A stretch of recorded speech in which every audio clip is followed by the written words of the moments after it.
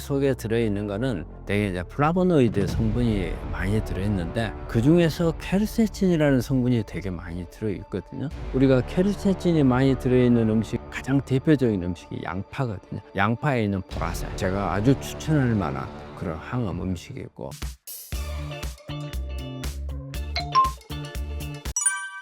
암 환자에게 냉이는 어떤 효과가 있을까요? 냉이를 추천합니다. 그래서 냉이 속에 들어있는 거는 되게 이제 플라보노이드 성분이 많이 들어있는데 그 중에서 케르세친이라는 성분이 되게 많이 들어있거든요. 우리가 케르세친이 많이 들어있는 음식, 가장 대표적인 음식이 양파거든요. 양파에 있는 보라색. 근데 냉이도 마찬가지로 이런 케르세친이 많이 들어있어요. 우리가 케르세친은 가장 강력한 작용이에요. 신생혈관 억제예요. 우리가 암세포가 빨리빨리 크기 위해서는 혈관을, 영양을 공급을 받을 혈관이 많아야 하잖아요. 근데 너무 빨리 크다 보니까 혈관이 따라가지를 못해요.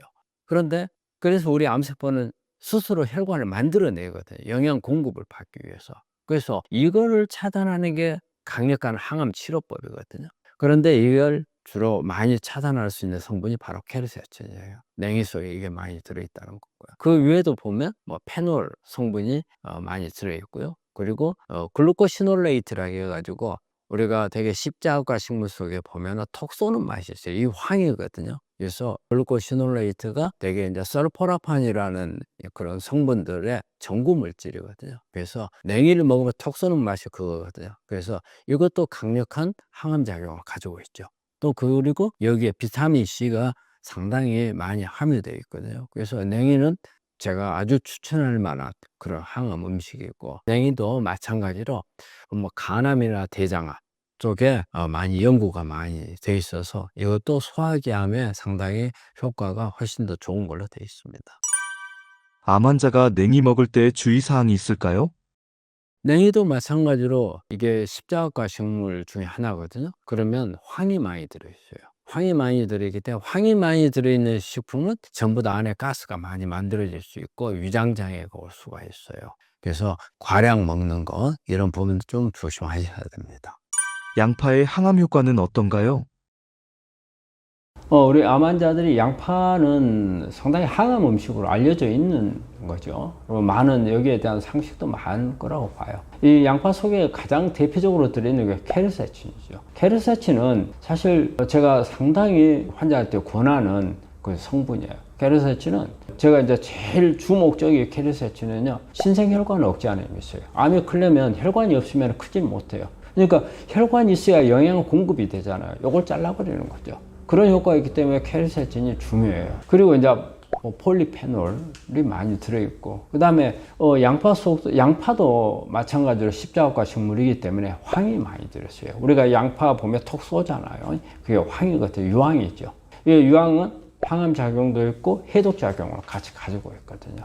그래서 전반적으로 양파는 우리가 암 치료에 있어서 암세포 증식도 억제를 하고, 또 항산화 작용도 하고, 그 다음에 활성산소를 제거해 주는 거, 그 다음에 항염증 작용, 면역도 강화해 주는 그런 효과가 있습니다. 양파의 항암 효과를 입증한 논문이나 실험도 있나요? 양파에 대한 항암 효과는 상당히 많이 나와 있죠. 뭐 우리나라뿐이 아니고 뭐 서양, 뭐 세계 지구 안에서는 양파를 많이 먹죠. 중국 사람들도 양파 엄청 많이 먹잖아요. 그래서 많은 건 나와 있는데, 한번 그 중에서 하나 찾아보면 대장암 세포를 가지고 연구한 건데, 2021년도에 양파가 암세포 성장을 억제하는 효과가 어느 정도 있는가, 이것을 한번 본 건데요. 양파 추출물을 밀리리터당 5마이크로그램 하고 밀리리터당 10마이크로그램, 이 두 가지를 가지고 암세포의 침륜성, 뻗어나가는 걸 어느 정도 효과가 있는가, 그걸 연구를 한 자료가 있어요. 그래서 5마이크로짜리를 하는 경우에 보니까 약 한 23.48%의 침륜이 줄어들더라. 그래서 10마이크로짜리를 쓰니까 52.13%의 침륜도가 떨어지더라. 이게 이렇게 발표한 논문이 있거든요. 여기에 보면은 양파는 직접적으로 암의 침륜성도 낮추지만 용량에 따라서 그 기능이 더 올라가더라. 이걸 그럼 보여주는 논문이 되겠습니다. 양파, 어떻게 먹어야 항암 효과가 극대화될까요? 양파를 먹을 때 사실은 생으로 먹으면 좋아요. 근데 생으로 먹게 되면은 막 톡 쏘는 거, 일단 또 먹으면 막 눈도 따갑죠. 그렇기 때문에 먹기가 쉽지 않기 때문에 이럴 때는 생으로 먹을 수 있으면 좀 먹고요. 그리고 이제 약간 익히면은 그런 톡 쏘는 부분이 조금 덜하죠. 오히려 단맛이 좀 더 나고. 그래서 이제 그렇게 먹는 게 좋겠고. 그리고 이제 양파는 우리가 잘라놓고 나서 바로 먹는 것보다는 한 5분에서 한 10분 정도 있다가 먹는 게 좋다. 그 이유는 이 양파가 가지고 있는 효소가 제대로 기능을 하려면 자르고 난 후에 한 5분에서 10분 정도 걸린다고 해요. 그래서 효소 작용을 제대로 얻기 위해서 조금 기다려 주는 게 좋겠고. 그리고 이제 굽거나 이렇게 열을 살짝 경우에 우리가 양파 볶아서 많이 먹잖아요. 이럴 때는 우리가 케르세친 성분 함량이 상당히 흡수율이 높아지는 걸로 되어 있어요. 그래서 그렇게 먹는 것도 괜찮은 방법이고, 그 다음에 이게 먹을 때 중요한 거는 양파는 가장 가 쪽에 있는 껍질이 효과가 좋다는 거. 그래서 제일 좋은 거는 우리가 대부분 사람들이 양파를 구입해 가지고 버려버리는 부분, 다 말라 비틀어져 있는 그 보라색이나 붉은색을 약간 띠면서 이게 다 말라 비틀어져 있는 부분, 이걸 버리는데 사실 그거 꼭 절대 버리면 안 되고요. 근데 그걸 가지고 요리를 해서 먹는 것은 참 어려워요. 그래서 그거는 모아가지고 차를 끓여서 마시면 상당히 좋습니다. 그리고 이렇게 그 항암 효과가 높은 것을 이렇게 선택을 할 때는 색이 진한 거, 보라색도 진하거나 약간 붉은색도 진한 거, 이런 양파를 구하면 항암 효과가 훨씬 더 높아질 수가 있습니다. 암 환자가 양파를 먹을 때 주의사항이 있나요? 아마 양파는 먹어본 사람들은 대부분 다 알 거예요. 특히 이제 생으로 먹거나, 그 다음에 양파는 톡 쏘는 그런 진한 향을 가지고 있잖아요. 그리고 또 먹었을 때 위를 자극해서 속쓰림 이런 것을 유발할 수가 있거든요. 그리고 이제 우리 양파 속에도 식이섬유가 제법 많이 있어요. 그러니까 안에서 가스가 많이 차고, 또 특히 우리가 황성분들이 양파 속에 같이 식이섬유하고 같이 있기 때문에 복부 팽만 증상이 많이 일어날 수 있고, 그리고 자극성 때문에 위장 속쓰림이라든지, 그리고 우리 좀 고약한 트림 같은 거, 이런 뭐 아주 심한 사람들은 뭐 구토증까지 유발한다고 하는데, 그건 그렇게까지 많은 것 같지는 않고요. 그리고 다른 이런 우리 채소들 몇 가지에서 보듯이 양파도 마찬가지로 항응고 작용이 조금 있습니다. 그래서 여러분들이 지금 보면 항응고 약물을 먹고 복용하고 계신 분들, 아스피린이라든지 클로피데롤이라든지 와파린이라든지 이런 그 약을 복용하고 계신 분들은 조금 먹는 건 괜찮지만 많은 양의 양파를 먹을 때는 응고가 조금 더 안 되게 할 수 있다는 것을 염두에 두시고 조금 너무 많은 양 섭취는 조금 자제하셔야 될 겁니다. 양파와 함께 먹으면 좋은 식품은 무엇이 있을까요? 우리가 일반적으로 이렇게 같이 먹어서 시너지 효과를 내는 것은요, 같은 성분들이 많을 때, 유효 성분들이 이렇게 많아지는 것들이 모으는 것, 그 다음에 이제 음식끼리 서로 조화를 해서 보완해 줄 수 있는 것, 이런 부분들이 이제 우리가 같이 먹었을 때 효과가 극대화되는 음식이라 하거든요. 양파는 십자합과 식물이기 때문에 십자합과 식물은 다 좋다고 볼 수 있어요. 마늘, 부추, 그리고 브로콜리, 양배추, 케일, 이게 다 십자가 식물들이거든요. 십자가 식물들은 같은 파이토케미칼들이 많아요. 그래서 그 함량을 높일 수 있는 그런 효과가 있고요. 제가 어떤 논문을 하나 이리 보니까 포도 껍질하고 양파하고 이렇게 같이 먹으니까 유방암 세포의 성장 억제 효과가 아주 두드러지게 높아지더라, 이런 논문이 나온 경우도 있거든요. 그래서 양파 먹을 때 포도 같이 먹는 것도 좋을 것 같아요. 그리고 이제 그 외에 보면 베리, 이제 블루베리라든지 아로니아, 딸기, 크랜베리, 아싸이베리, 다양한 베리 종류들이 있잖아요. 이것도 양파하고 같이 먹으면 상당히 좋은 것 같고요. 그리고 이제 우리가 강황, 카레를 만들 때 이렇게 양파하고 같이 먹는 것도 좋은 방법입니다. 다음 질문입니다. 우리 허림님께서 보내주신 건데요. 알벤다졸은 어떤가요? 달아서 29일 먹었어요. 우리가 이 알벤다졸은 구충제죠. 구충제인데 알벤다졸이라든지 이런 구충제가 옛날에 처음 개발 때는 혹시 항암 작용이 있는가, 이런 부분들을 검토를 해서 개발한 적이 있어요. 근데 이제 문제는 뭐냐면 흡수율이 떨어지고, 몸 안에 들어가는 흡수율이 떨어지고요. 그 다음에 이게 장기간 복용을 했을 때 독작용이 있어요. 그래서 실제적으로 이게 항암약이라든지 이런 쪽으로 개발이 못 되고 기생충 약으로 되어 있거든요. 그렇기 때문에 이걸 먹었을 때 두 가지 단점이 있어요. 흡수율이 떨어진다는 문제와 또 하나는 일시적으로 우리 기생충 약 먹을 때 날마다 먹지는 않잖아요. 어느 시기를 잡아서 뭐 1년이면 1년에 한 번이면 한 번, 6개월에 한 번이면 한 번 이렇게 먹잖아요. 그런데 이걸 갖다가 한 달 동안 이렇게 먹는다? 이건 저는 권하지는 않아요. 근데 뭐 이 효능에 대해서는 원래 예전에 항암제를 개발하려고 한 적도 있기 때문에 효과는 뭐 있을 수도 있겠다고 생각을 해요. 하지만 문제는 장기 복용을 했을 때 다른 문제가 발생을 하고 있기 때문에 저는 크게 그렇게 권하지는 않습니다. 구독자분께서 댓글로 남겨주신 질문입니다.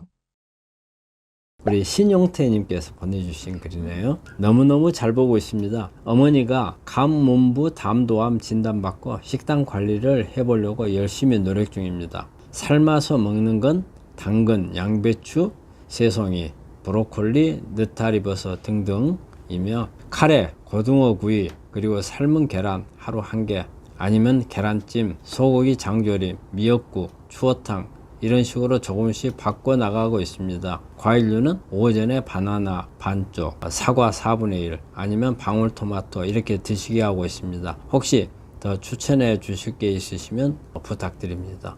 지금 이분은 잘하고는 계신 것 같아요. 그런데 이제 여기에서 보면 이제 조금 신경 써야 될 부분은 단백질 종류 중에서 고등어라든지 뭐 이런 부분들은 좋으시고, 그 다음에 달걀을 하루에 1개 이것도 괜찮아 하십니다. 사실 여기서 이제 추어탕이 조금 걸립니다. 이제 지방이 많고요, 단백질도 많은데 요즘에 거의 추어탕이 이 양식을 하는 게 많다고 그래요. 그래서 가능하면 꼭 먹어야 된다면 자연산을 해서 양식이 아닌 이런 걸 선택했으면 좋고, 그 다음에 횟수도 너무 많이 하는 것은 좋지 않을 것 같고요. 그 다음에 과일도 바나나 반쪽, 사과 4분의 1쪽 아주 잘하고 계신 것 같아요. 저는 사과를 항상 4분의 1을 드시라 하거든요. 그래서 그런 부분들을 잘하신 것 같고, 그 다음에 방울토마토 이렇게 드시고 있다는데, 만약에 여기다가 더 추천한다면 저는 비트나 그리고 이제 키위라든지 달지 않는 과일들, 특히 비트 같은 경우는 이 안에 보면 미네랄이 참 많이 들어있거든요. 그래서 미네랄이 많이 들어있고 아미노산도 많이 들어있고 비타민도 많이 들어있어요. 그래서 그런 부분을 조금 더 드시면 좋겠고, 근데 여기서 항상 주의해야 될 점이, 여러분들은 조금씩 먹는다 하는데 개수가 많아졌을 때 이게 양이 많아진다는 생각을 잘 안 하신 분들이 계시더라고요. 나는 조금밖에 안 먹어. 근데 가지수가 너무 많아. 그러다 보면 조금 모인 게 몽땅 돼요. 그것도 과식입니다. 그래서 내가 조금 먹으니까 괜찮다 생각하시는 거 항상 조심하셔야 돼요. 너무 많이. 약도 그래요. 기능식품 같은 거 우리 환자분들이 드시고 계시는데, 뭐 누가 보니까 이게 좋다 해서 먹고 저게 좋다 해서 먹고 하다 보면 몇십 개가 되는 경우가 있어요. 이럴 때는 어떤 나한테 필요한 것 중에서 꼭 필요한 것을 선택을 하셔야 돼요. 그래서 음식도 마찬가지예요. 이게 좋다 저게 좋다 이걸 다 먹다 보면 사실은 과식이 암 치료하는 데 참 안 좋거든요. 근데 과식이 될 수가 있어요. 그 점을 좀 주의하셨으면 좋겠습니다. 구독자분께서 댓글로 남겨주신 질문입니다. 다음 질문은 조영심님께서 보내주신 거네요. 신우암입니다. 수술 못하고 항암 먼저 했습니다. 흰쌀밥이 좋은지 현미밥이 좋은지요? 계란은요? 신우암이니까 어떤 우리가 이제 위암 같은 경우에는 이제 우리가 대부분의 현미가 우리 몸에 좋은 걸로 돼 있죠. 흰쌀밥보다는. 그래서 이제 위암 같은 경우는 현미가 조금이 부담스러울 수 있다고 돼 있거든요. 근데 신우암이면 그렇지는 않고요. 그 다음에 흰쌀밥하고 현미밥하고 차이는요, 흰쌀밥 속에는 탄수화물밖에 없어요. 근데 이제 우리가 현미밥은 우리가 복합 탄수화물이라는 용어를 쓰죠. 쌀밥은 어때요? 그 안에 포도당을 만들 수 있는 그 성분밖에 없다는 뜻이에요. 그런데 이제 현미는 뭐가 있어요? 여기에 식이섬유가 있죠. 그리고 또 여기에 비타민, 미네랄 이런 부분들을 다 같이 가지고 있는 거거든요, 현미가. 그렇기 때문에 어떻게 보면 우리 몸에 에너지 대사를 한다든지 이런 데 있어서 현미는 도움이 되지만, 사실은 백미는, 쌀은 암을 키울 수 있는 타는 영양소 기능 외에는 없다고 보거든요. 그래서 오히려 현미를 드시는 게 좋고요. 신우암은 크게, 현미는 되게 이제 백미하고 이런 사이에서 문제가 되는 게 거친 게 문제거든요. 먹기가 어렵고, 그런데 위암이 아닌 경우 같으면은 현미가 낫고요. 그리고 달걀 같은 경우는 달걀은 하루에 1개 정도 드시는 게 좋다고 돼 있어요. 달걀은 우리가 이제 말이 완전 식품이란 말을 쓰잖아요. 영양소가 균형이 다 맞춰져 있다는 거죠. 하지만 여러 개를 먹었을 때 이제 과량이 돼버리니까 보통 하루에 1개가 좋습니다. 구독자님께서 댓글로 남겨주신 질문입니다. 다음 질문은 우리 힘내라 보리님께서 보내주신 거네요. 채소 생으로 먹지 말라는 건가요? 그거는 아닙니다. 우리가 생으로 먹지 말라는 것은 생으로 먹으면 안 되는 경우에 한해서입니다. 항암제를 하고 있는 경우에 항암제에서 호중구가 떨어지거든요. 호중구가 떨어지면 우리 몸에 들어온 세균을 방어할 힘이 없어요. 감염이 돼가지고 잘못하면 폐혈증에 빠져서 위험해질 수가 있거든요.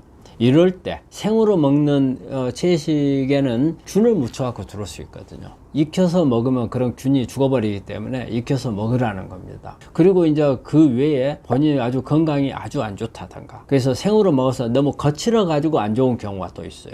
잘 먹지를 못하는 분들, 이런 분들한테는 익혀서 먹으면 훨씬 더 부드럽기 때문에 이제 그런 경우가 있을 수 있고, 그래서 가능한 암 환자분들이 여러 가지 영양소를 얻기 위해서는 생으로 먹는 것을 권장하는 경우가 많아요. 채소라든지 특히 과일 같은 거, 그렇죠. 그런데 이런 특수한 경우, 항암을 한다든지 아니면은 기력이 많이 떨어졌다든지 수술하고 가지고 회복하기 전이라든지 이럴 때는 익혀서 먹는 게 좋다, 그 말입니다. 그래서 절대 생으로 먹지 말란 말은 아닙니다. 구독자님께서 댓글로 남겨주신 질문입니다. 다음 질문입니다. 비타민 나무 차라는 게 어떤 건가요? 비타민 나무 열매 가루가 있는데 이것도 되나요? 됩니다. 우리가 이제 비타민 나무는 열매나 그 다음에 이제 잎, 심지어는 줄기도 이용을 하거든요. 그래서 이걸 갈아 가지고서 만든 게 이제 비타민 나무 차기 때문에 비타민 나무를 그냥 열매를 그냥 먹을 수도 있어요. 근데 아주 매우 쉬워요. 차로 마시는 게 좋겠고, 지금 그 가루로 낸 것을 차로 타가지고 뭐 마시면 괜찮을 겁니다. 구독자님께서 댓글로 남겨주신 질문입니다.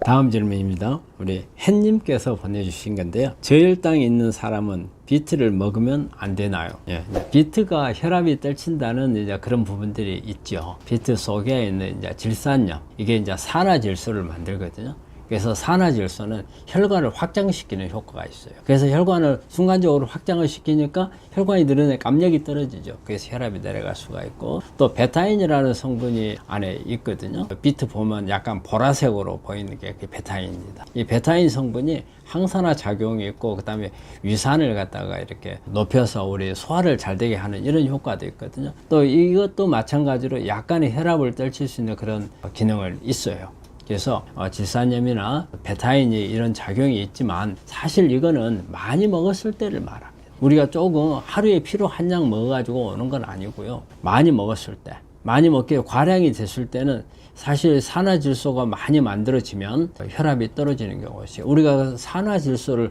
그냥 제품으로 쓰는 경우가 있거든요. 그래서 입안에다가 산화질소를 뿌려주면은 약간 어지러질한 그런 기분이 있을 수 있거든요. 그래서 그 산화질소 영양인데, 이 산화질소가 많을 때 그래요. 그렇기 때문에 조금 먹을 때는 그러지 않으니까 너무 걱정은 안 하시고 드셔도 될 것 같아요. 과량만 안 드신다면. 구독자님께서 댓글로 남겨주신 질문입니다. 다음 질문입니다. 우리 커피사랑님께서 보내주신 거네요. 전 현미유를 사용하는데 그것도 안 좋은가요? 현미유는 우리 이제 현미를 가지고서 만든 이제 기름이죠. 근데 이 안에는 사실 오메가3, 오메가6 이와 같은 이 불포화 지방산이 많이 들어있기 때문에 나쁘진 않아요. 그리고 또 발화점이 상당히 높거든요. 발화점이 240에서 한 250도 정도 되거든요. 그렇기 때문에 열을 가하더라도 그렇게 타는 그 온도가 높아서 좀 안전하죠. 현미유는 그게 나쁜 것 같지 않고, 또 여기에 현미가 가지고 있는 여러 가지 성분들이 있잖아요. 좋은 맛도, 우리가 현미가, 우리가 쌀밥을 먹는 사람들은 현미를 하면은 나오는 그런 풍미가 있어요. 그래서 이제 그런 부분들을 느끼기도 하고, 그 다음에 또 이 안에 있는 식이섬유라든지 여러 가지 비타민, 특히 이제 토코페롤, 비타민 E 같은 게, 지용성 비타민 E가 현미 속에 많이 들어있거든요. 그리고 이제 그 외에 미네랄도 있거든요. 좋은 영양소들을 같이 함유하고 있기 때문에 나쁘지는 않는 것 같아요. 그래서 다른 어떤 식용유를 쓰는 것보다도 발화점이 특히 높아서 우리 환자들한테 꼭 튀김이나 이런 것을 한다 했을 때 사용하는 것은 나쁘지 않는 것 같은데, 가능한 한 튀김이나 이런 전이라든지 열을 가하는 이런 부분들은 좋지는 않습니다.